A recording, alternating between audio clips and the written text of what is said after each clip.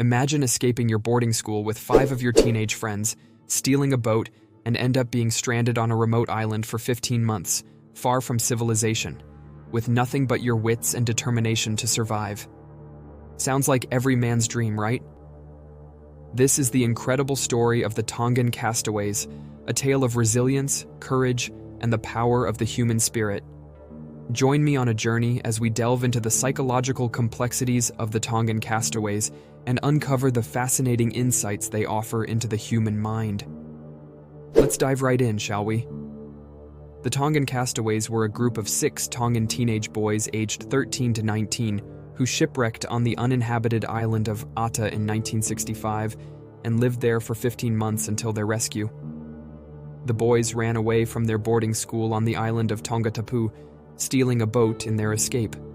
After a storm wrecked the boat, they drifted to the abandoned remote island of Ata and managed to keep themselves in good order during the duration under the circumstances.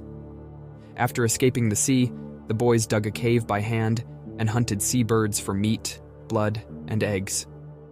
Initially, they were desperate for food and water, but their situation improved after 3 months when they discovered the ruins of the village of Kolomaile in the island's volcanic crater, following a 2-day climb where they found plenty of resources, surviving on feral chickens, wild taro, and bananas. They even captured rainwater for drinking in hollowed-out tree trunks. One of the boys, Stephen, even managed to use 2 sticks to start a fire, which the boys kept burning continuously for more than a year while marooned. They even tried to build a raft to escape, which broke 1 mile out from shore, which ended up being a good thing as they thought they were in Samoa and were heading out into the open ocean. The story of how they got rescued after 15 months makes this story even more crazy. But first, let's look at how they used their mind to survive on this harrowing land and see how you would have done in their shoes. When faced with extreme adversity, the human brain kicks into survival mode, activating a primal instinct to fight for survival at all costs. This instinct is evident in the resourcefulness and ingenuity displayed by the Tongan castaways as they navigated the challenges of their island existence. Despite being only teenagers, the boys realized the importance of the situation and divided up the labor, teaming up in pairs to work garden, kitchen, and guard duty. Have you ever heard of the Lord of the Flies story? In the famous book by William Golding, this same situation occurred with multiple boys been stranded on an island, and they ended up splitting up into teams and killing each other. While this is a fictional book, this situation could have easily ended up happening to the Tongan castaways, and their use of teamwork and hard work every day is a monument to just how hard-wired our will to survive is. From crafting tools out of driftwood to fashioning fishing nets from discarded ropes and crafting a makeshift guitar to keep hopes high, the castaways tapped into their primal instincts to adapt and thrive in their harsh environment. Despite being stranded on a deserted island, the Tongan castaways found themselves navigating complex social dynamics that mirrored those of society at large.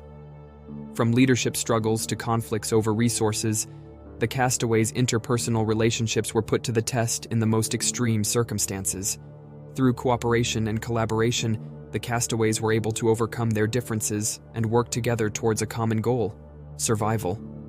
Their ability to form cohesive social bonds in the face of adversity highlights the fundamental human need for connection and belonging. After spending 13 months on the island, on 11 September 1966, the Australian fishing boat Just David, captained by Peter Warner, approached Ata after Warner noticed patches of burned grass on the island's cliffsides. Warner, moonlighting as a fisherman operating out of Tasmania, was sailing near Ata while returning home. After spotting the unkempt, naked boys through binoculars, Just David approached cautiously, as Warner had been told that serious criminals were sometimes marooned on remote islands. When the ship was close enough, Stephen dove in and swam to the boat, explaining himself in English. To verify their story, Warner radioed their names to Nuku'alofa, and after a 20-minute wait, was told, "You found them! These boys have been given up for dead. Funerals have been held. If it's them, this is a miracle." Upon later examination, all 6 boys were healthy. After an enormous celebration, The group was hired by Warner to crew a lobster boat. When the boys did not show up for a party Warner was holding in their honor, he learned they had been incarcerated for theft.